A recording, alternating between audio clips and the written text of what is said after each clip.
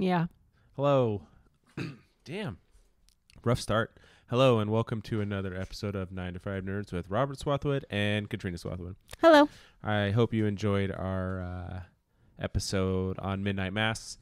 We had our friend Jeremy on for the first time who might have sounded a little nervous but had a lot of fun. You know, sometimes it takes a minute to settle into a podcast when you've never been on one before. I didn't think he was nervous. I didn't think so either. He said he was nervous. Oh. I don't know if internalizing things. Yeah, I mean, sometimes it takes a minute to get over.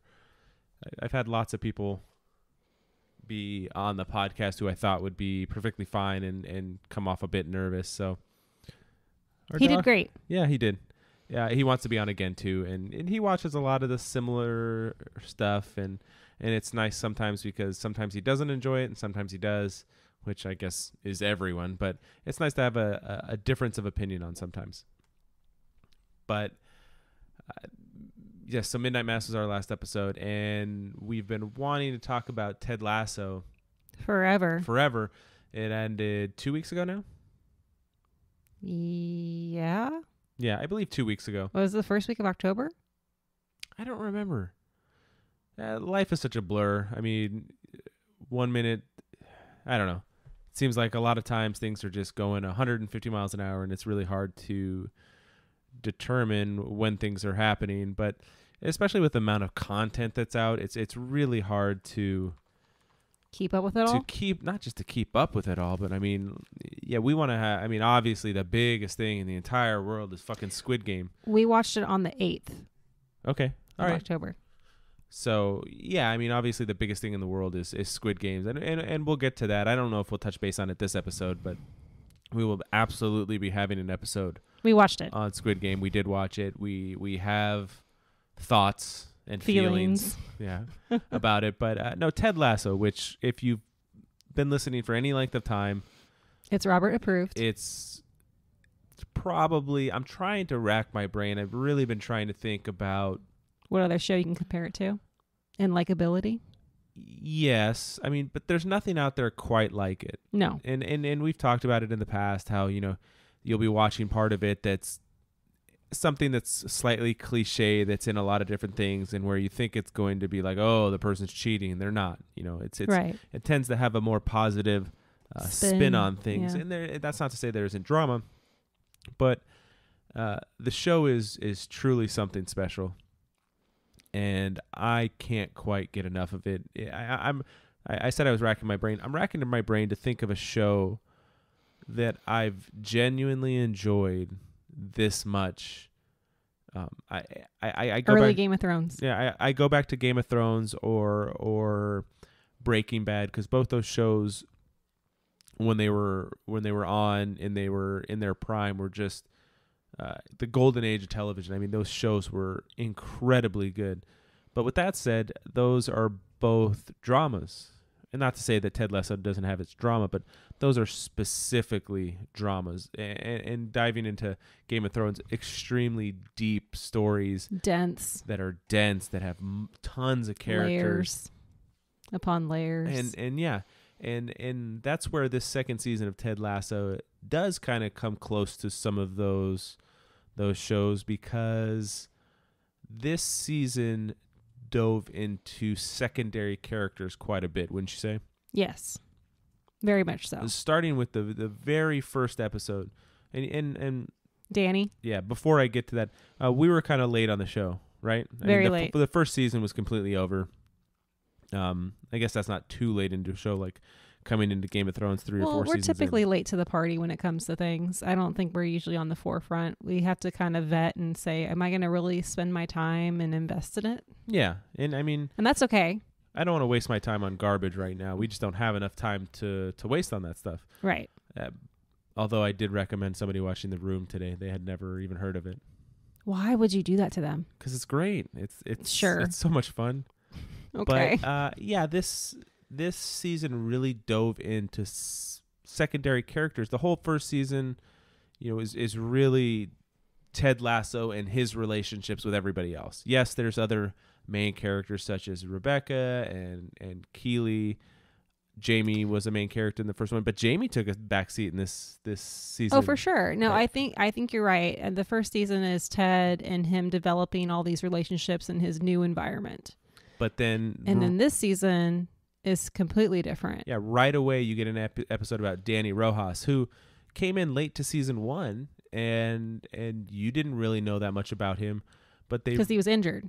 yes, they created these complex characters out of secondary characters who you really didn't, I mean, you might have cared about, but didn't have a vested interest, concerned with their well-being and things of that sort. And you start this season off by Danny Rojas, who's an amazing soccer player, accidentally killing the AFC Richmond mascot and then not being able, basically getting the yips. Yeah. So, and it just showed the complexity of all these different characters. And you still had Keely and Rebecca, but they got more focus. There was an episode where Ted really wasn't The forefront. on the forefront at all. No. And There was a couple episodes like that. yeah, and I think it made the show even stronger, and it made you care about more characters. I mean, I loved Roy Kent in the first season, but the second season it built it on it and built on it and built on it, and the drama of what goes into Retiring. somebody that's been doing something their entire life, and then they retire. What do you do? Exactly. What's next? Exactly. What's next? What do I do? I don't know. Where do I fit? What's the meaning of my life now that the thing I focused on for 90% of it is gone? And I've thought about that before with baseball players and stuff like that, but this really, with Roy, brought that right up in your face to say, hey, here's what's going on. Well, because you saw him test things out, and I thought he was a great commentator. And Oh, yeah. he was like great. what everybody else was thinking and wanted to say, but nobody would say it. Yeah, he was perfect in the role, but That's not where he belonged. it wasn't where he belonged, and that's honestly one of my, if not favorite episodes, favorite scenes in the whole 2 seasons of this is Roy rushing to get to the stadium because he knows in his heart that he needs to be at the stadium and he needs to be a coach, and stepping onto that field in his black suit and them chanting Roy, and Keely seeing him and her getting emotional and him walking up to stand with the coaches was such a big moment in actually more than one way. And we'll get to the second way. It was such a big moment for Roy because now he knows where he's supposed to be. It's also a big moment for Nate. But we'll get into that in a moment with discussing Nate's transformation from beginning to end of this season. There were several other secondary characters that came to the spotlight in this.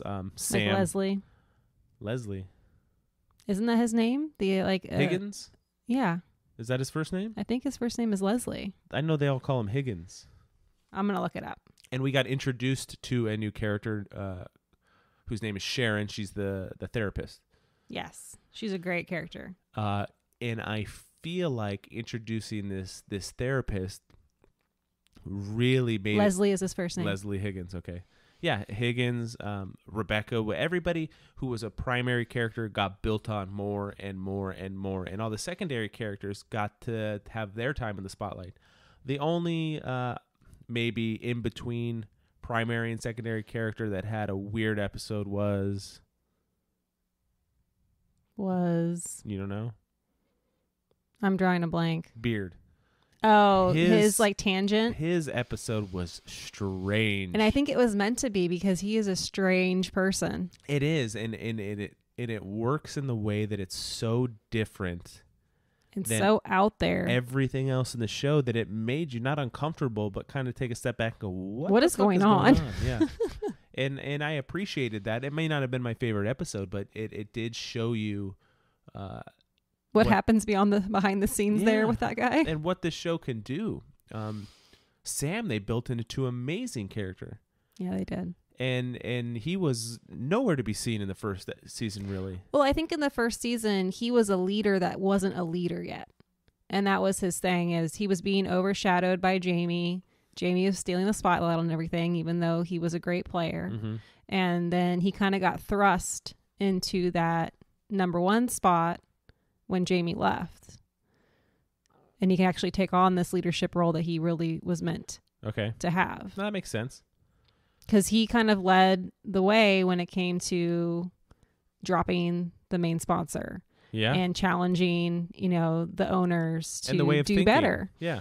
And I mean, I can't say enough good things about how they just lifted all these secondary characters. Isaac, who's the captain. Yes. He had his episode where he needed to find his love for the sport of the fun of the sport again, and not just the seriousness of it. Because it's a job. I got to do my job. A lot of things get lost in that, and unfortunately, that can be lost at a really young age, where it goes from one of our kids is in travel ball now, and you can see, he's still having fun and he's taking it serious. Whereas there's people that lose that fun at such a young age that they just don't want to do it anymore. Anymore. What's the point? Yeah. And it was nice to have the fun portion back. But one of the big things introducing this character, Sharon, who's the therapist, was I think that elevated some of okay. So Jamie was a primary character in the first season. I think he kind of took a backseat in the second season. Yes. He had his drama in this one with dealing with his dad. Mm-hmm. And I think that opened up to one of the best scenes in the whole second season. Well, just his feelings in general. Yes, is him being more vulnerable and recognizing things and confronting his dad, but Roy being the first one to go up to him and give him a hug in the locker room. Well, that's the things you don't see. Like, he's been a soccer star. He's, come into his own. He went to Manchester City and he was, hot shit there. Mm-hmm. And then he got dropped because he got too into himself. Yeah. And then, here's dad who always, comes on the backside wanting something. Yeah. Where's my tickets? Where's my money? Where's my stuff? Like, what, whatever it may be. And he finally had enough. Yeah. Did he punch his dad? I think he did, didn't he? Did he punch him or did somebody else punch him? I can't remember. I'm surprised. I think Beard punched him, didn't he? I don't know. You gonna look it up? I'm gonna look it up. I was, Ted was is the person that's there for everybody. I like that he didn't do anything in that situation, and Roy was the one to step up.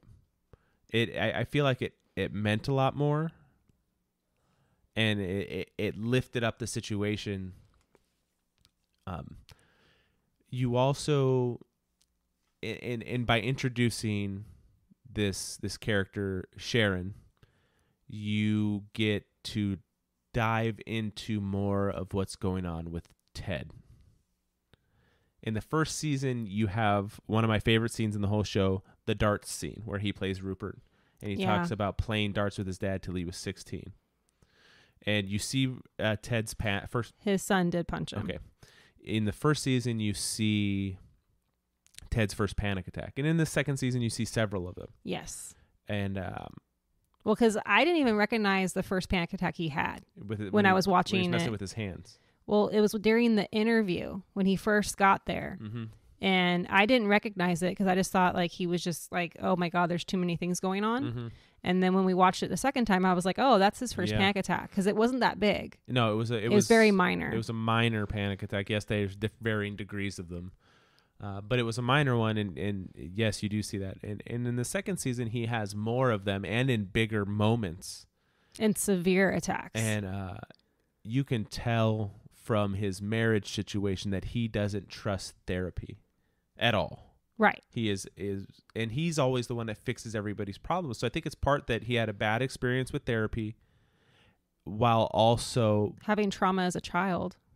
We'll get to that. But also being that one that fixes everybody else's problems, and that responsibility not being his anymore, I feel really got him almost scared. I think that's also his coping mechanism because then he doesn't have to focus on himself. Oh, yeah. He can focus on somebody else, fix them up, and get them on their way, and then go on to the next one. I don't have to look at me. And now not only is he not the one helping, so he has to see himself, but there's somebody else that's doing the job that he likes to do. So it's like a double hit on his persona, where she's just trying. I mean, she comes off very cold at the beginning and she warms up as the season goes on. I think she was being observational because as in that kind of line of work, you can't step on toes. No. And that was one thing that she kind of made pretty clear. She didn't want to be overreaching where she shouldn't be, because then that's going to, change that dynamic and affect what happens on the field. And he tried to play it off like he really didn't care, even though you all knew that he did. You do see Ted lash out in this season, angry. Oh, yeah. Which it's nice to see that he's not perfect, because at the beginning, he comes off as this perfect, positive, everything's great guy. And that's just not how things are. It just goes to show you, in everyday life, you can see that person and think, oh man, that guy's always smiling. That woman's always smiling. They're always positive. But you don't know what's going on behind closed doors, where in a story like this, you get to see, well, part of the reason he's having panic attacks is because his dad killed himself when he was 16 and he's the one that found him. Right. Did he hear the gunshot? I don't recall. Like I'm saying, we watched this as it went. We probably should have had a mid-season review and so we're recalling stuff as we're talking. But I know he found his dad. I can't remember if he heard the gunshot. But he talked about how his dad gave up on their family, and he was never going to. And he was never going to give up on anybody, which is a very big weight to put on yourself. Oh yeah, and I mean, like unattainable. Yeah, you can't overcome that. No. And only through getting closer to her and finally opening up is he realizing some of the stuff he sees that where his dad's traits are his traits as well. Right. And that it's not his fault and his dad didn't necessarily give up. He didn't know the pain that his dad was in. I need to go back and watch these episodes again, because they are, at surface, what is a comedy is a very deep and complex emotional story. And for everybody, I mean, it really, you get a lot more of Rebecca in this, and you get her overcoming her issues with her family and her ex-husband. Yeah. I think by the end of this season, she's finally over Rupert.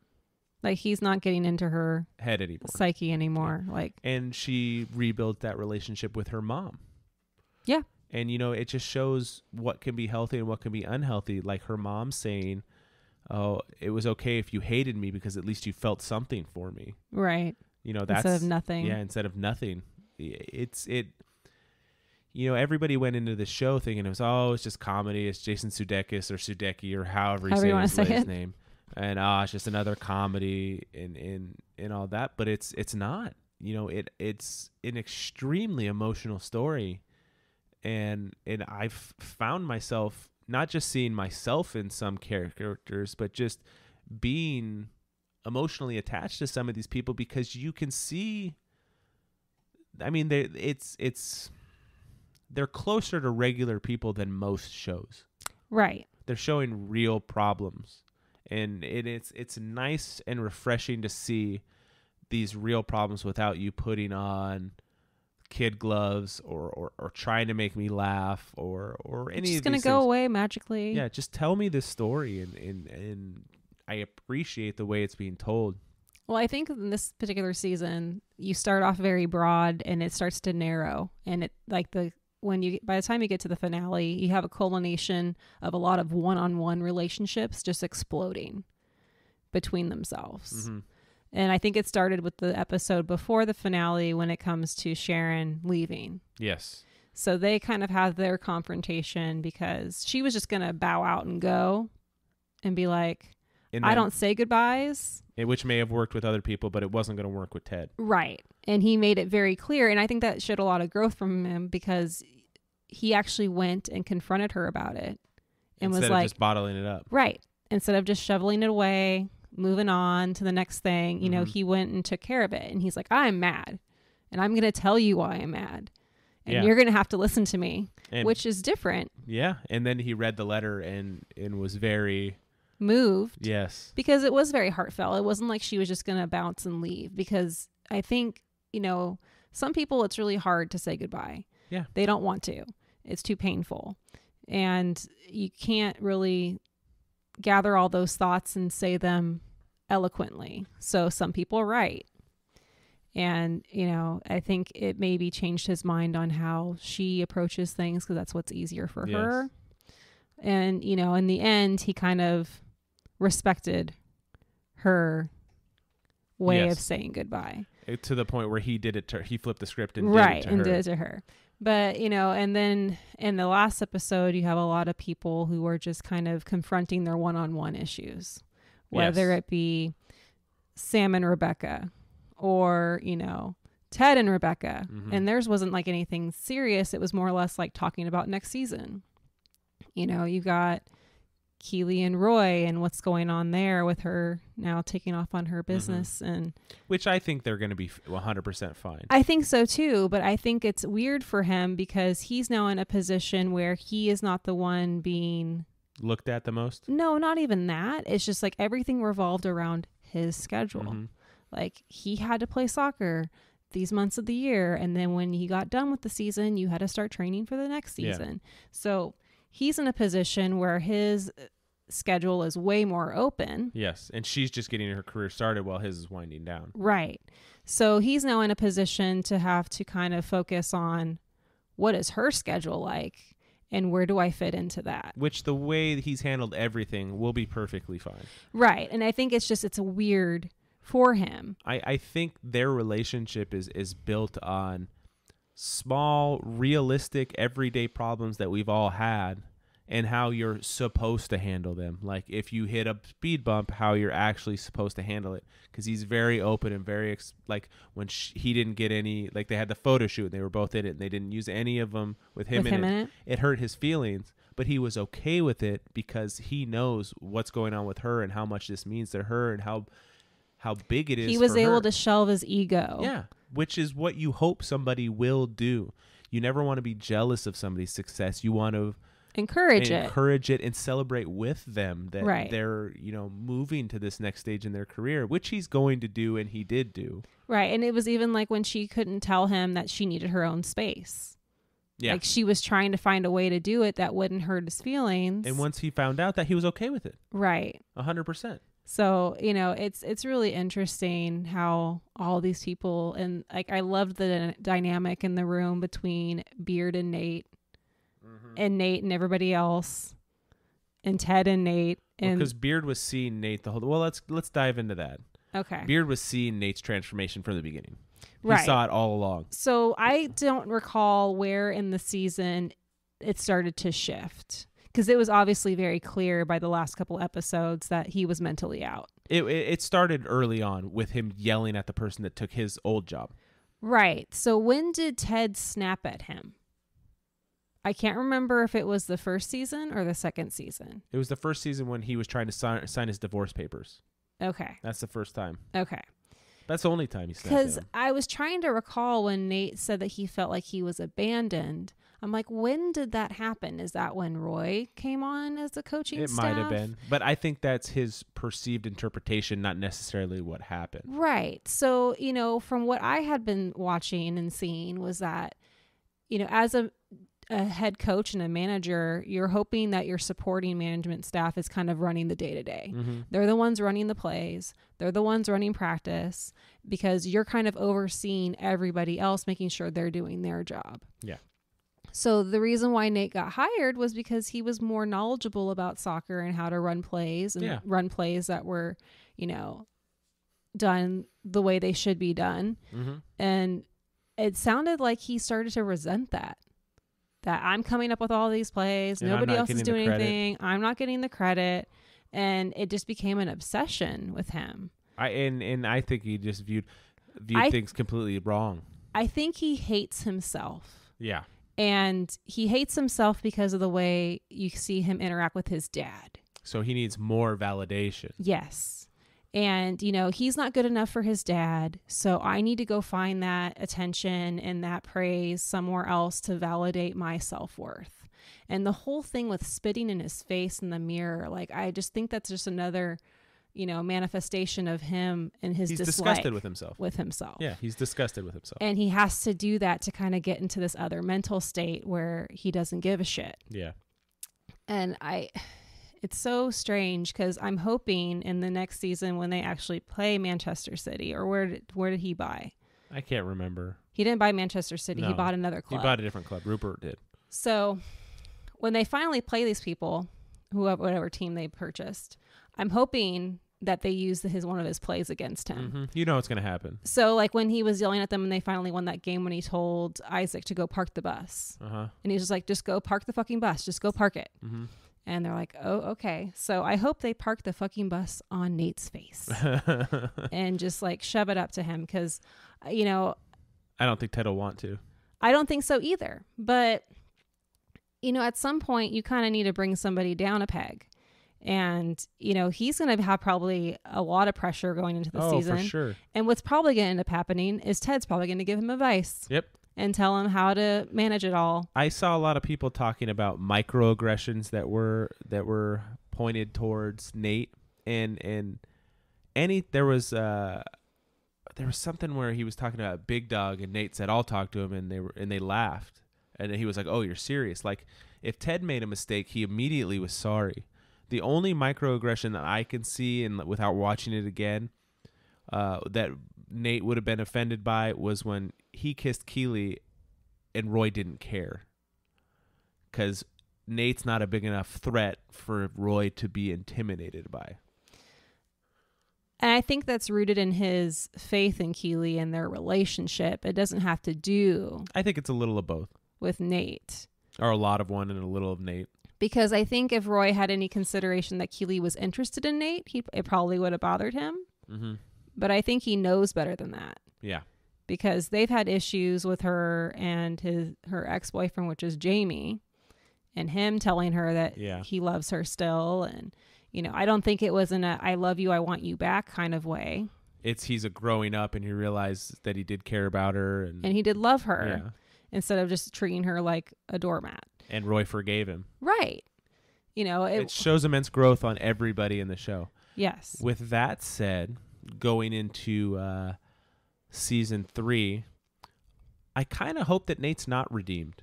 And that's not because I don't like the character, but if we're elevating this show to be realistic and show behind closed doors and show how things will actually work, some people aren't redeemed. I think he's going to get used by Rupert, just like how he used Rebecca. Uh-huh. And, you know, you saw it in the funeral when he goes and talks to Nate and he whispers in his ear. And I think you called that well before. I thought that's where it was going, because he was already checking out. He was, you know, distancing himself from everybody, you know, rolling his eyes. Ugh, why am I wasting my time with this? I could be doing something else. It was very clear that he was on his way out. And I think that's where it happened. He ripped up the believe sign. Which is a chicken shit thing to do on your way out. Yeah. No, he might have been angry and he might have felt disrespected, but he's also a coward.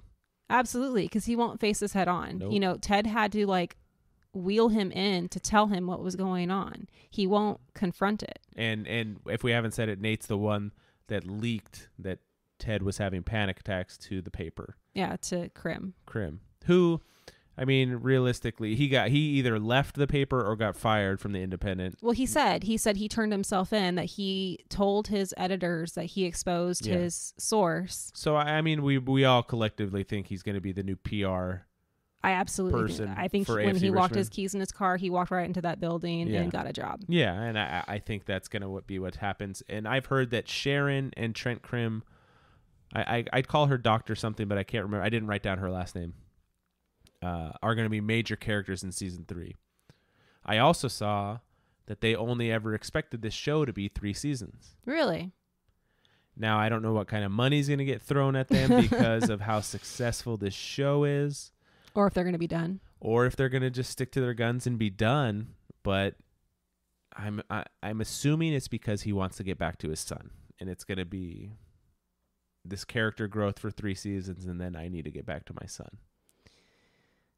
So maybe that's the end game, is that Nate eventually comes back. Maybe he was looking for somebody to take over as a head coach, and the long con was for him to eventually leave and not to stay. I don't know, but it's going to be interesting when you get back into the next season and Roy's back from vacation and Keely. I hope he's fat. Yeah.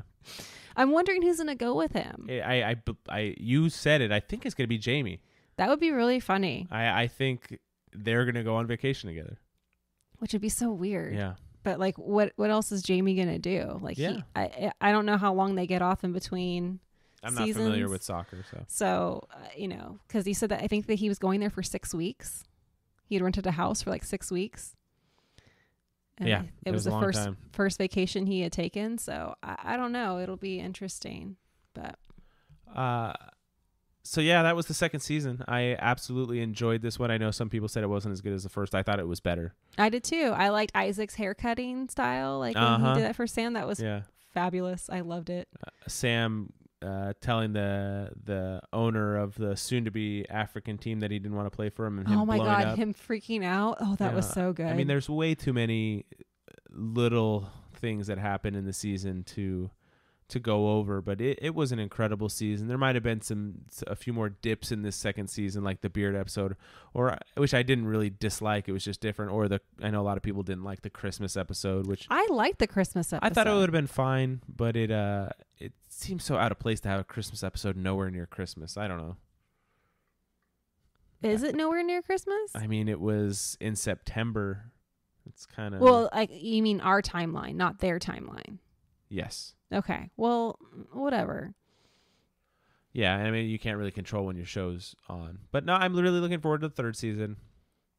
And, I mean, I would put it at the top of the list as most anticipated shows, up there with, I'm sure we'll get another season of The Boys before this comes out.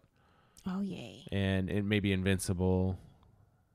I would have to say I think Leslie's advice to Keely which was so funny when she came to him for like advice. Like he was like, "Oh, you're gonna come talk to me?" He was like, excited. He was so excited, but I think he had the most insightful thoughts on mentors and there was something along the lines of a good boss wants you to succeed and a great boss knows you're going to type right. things. Yeah. And I was just like, wow. No, everybody has their moment. Everybody. And it's just everybody else's moments were being elevated while Nate was going the opposite way the whole season. So it was inevitable. Well, I think that was his choice. He had the choice to go the wrong way. I mean, all he would have had to do was say something to Ted at any time. Yeah. And it would have like, changed hey, things. I don't feel seen. I don't feel that I'm important to you. Like, what the hell's going on? Like, there's a lack of communication. Which messes up a lot of things. Especially in sports. Yeah. Like, you have to have open communication. You have to constantly grow. Yeah. And evolve and change and do better. And he didn't want to do any of those things. Yeah. Well, now they have their nemesis, and I can't wait for season 3. So we didn't get to Squid Games this episode. I'm sorry. Oh, no. We'll try to record as soon as possible. I'm not giving days out or how soon we'll record after anymore. Yeah, it was a mistake. I'm also not going to go over, we didn't record in a long time. I'm done with that shit. We like recording, but we have busy lives. We're going to record when we can record. We'll try to get you as much content as we can.